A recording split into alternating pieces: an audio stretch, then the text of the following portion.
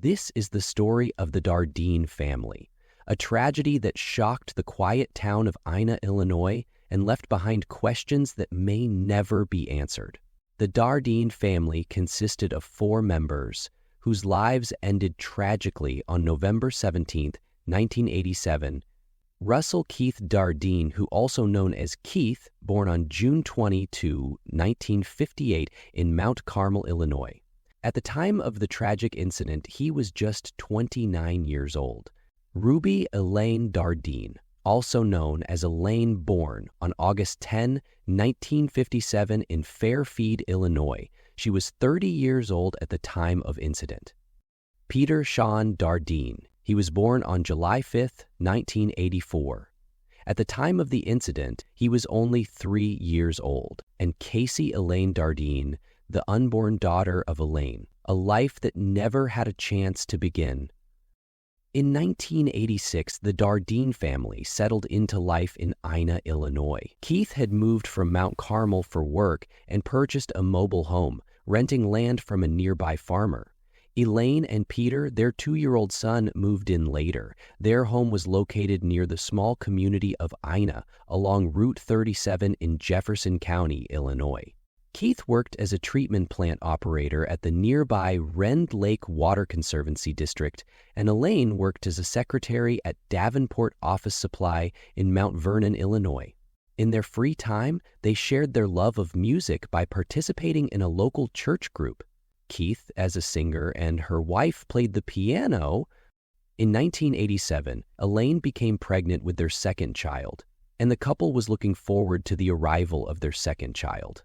They had already picked out names, Ian if it was a boy, and Casey if it was a girl. However, life in Jefferson County was not as safe as it once was. Crime was on the rise, and Keith was becoming more worried.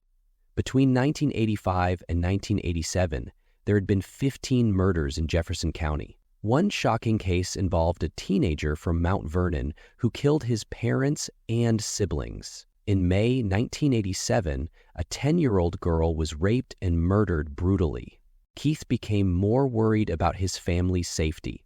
With the baby on the way, Keith and Elaine began thinking seriously about moving to a safer area.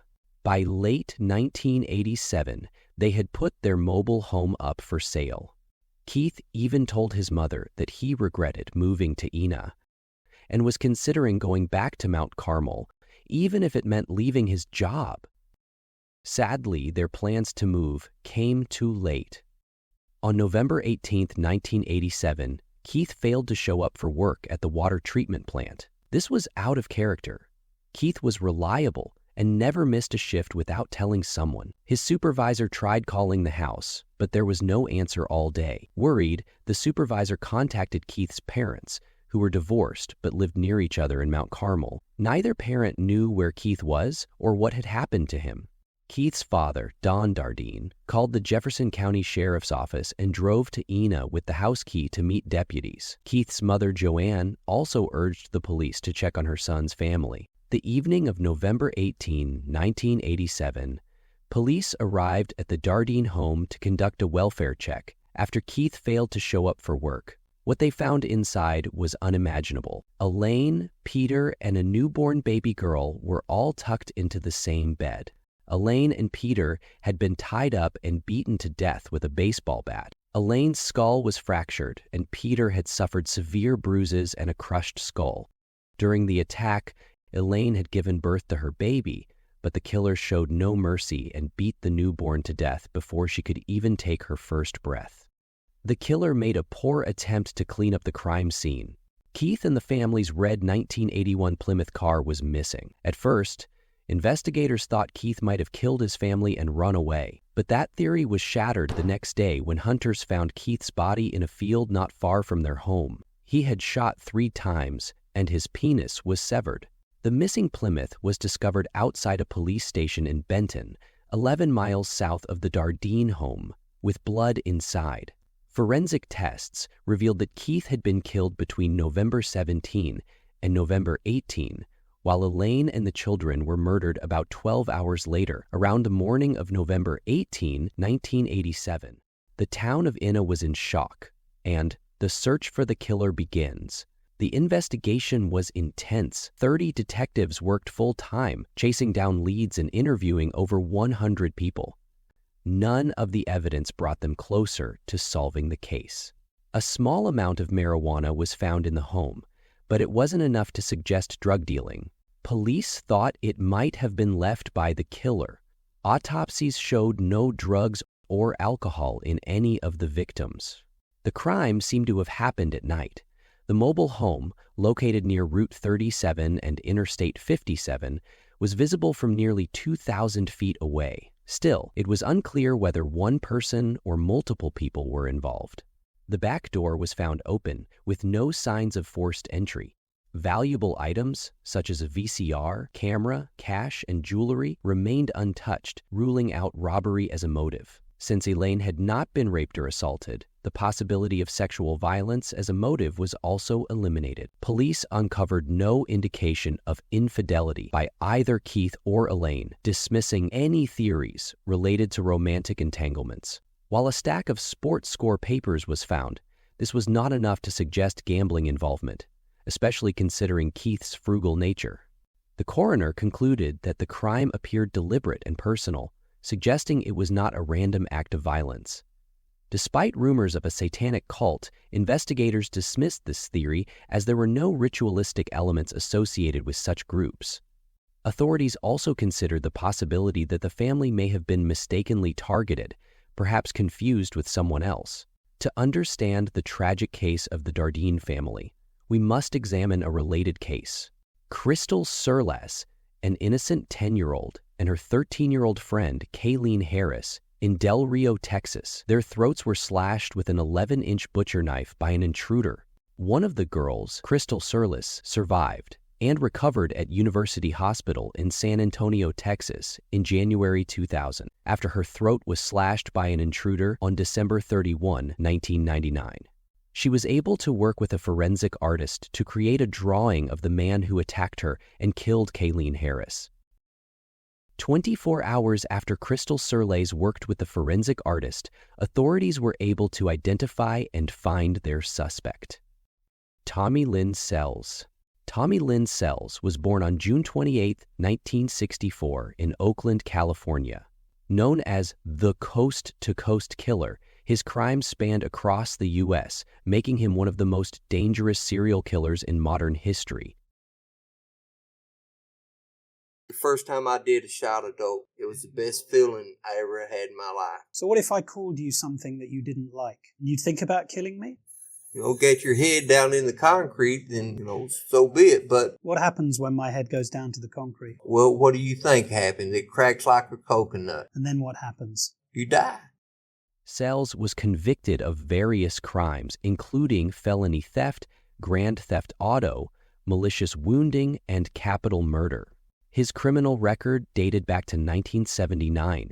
He was officially convicted of one murder, but he claimed responsibility for more than 70 killings, with over 22 confirmed victims. Sells' brutal nature became widely known on December 31, 1999, when he attacked 2 young girls. This led to Sells being convicted and sentenced to death on September 20, 2000 for that murder.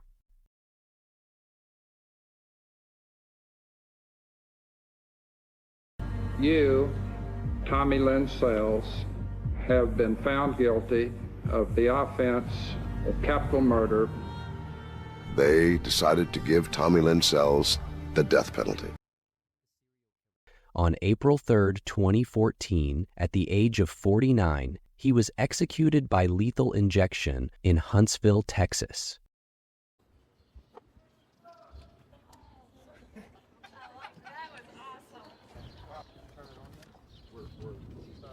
Tommy Lynn Sells was executed tonight and pronounced deceased at 6:27 p.m.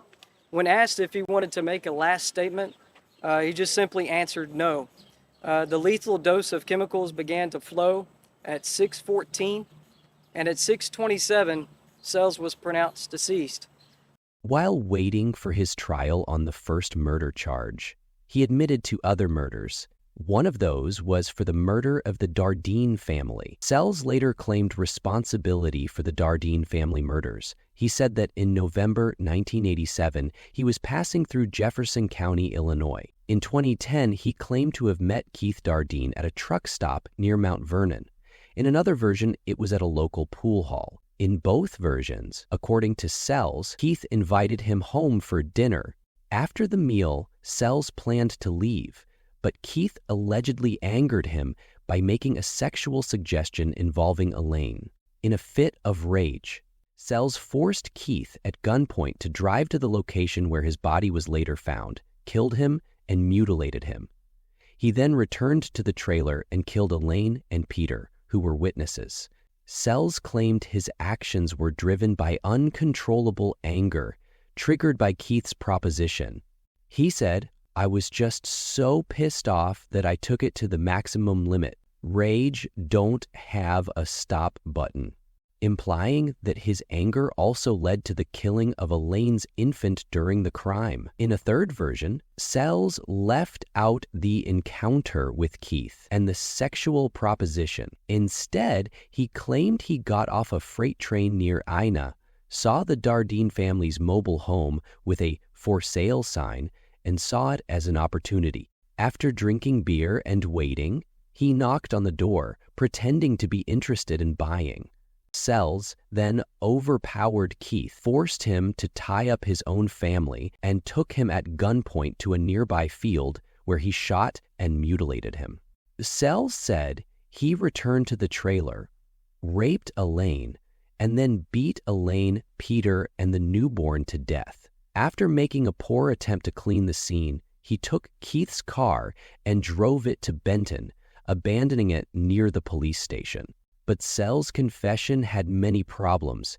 He gave different versions of what happened and got details wrong. His confession raised doubts because he provided conflicting details, such as which seat he was in during the shooting, and he was incorrect about Elaine's body position before correctly guessing it. He claimed no physical evidence linked him to the Dardeens, but had no reliable proof, often adding unnecessary details to his stories. Investigators questioned his confession, since it mirrored past cases of false confessions, like Henry Lee Lucas, who aimed to avoid the death penalty. Friends and family doubted key details, such as Keith inviting a stranger home or making a homosexual advance, which were never proven or supported by evidence. Sells had a history of fabricating motives in his confessions, making it unclear whether his stories were true or a tactic to justify his actions. Keith's mother, Joanne, first believed Sells might be guilty, just as the police did. She wanted to know every detail.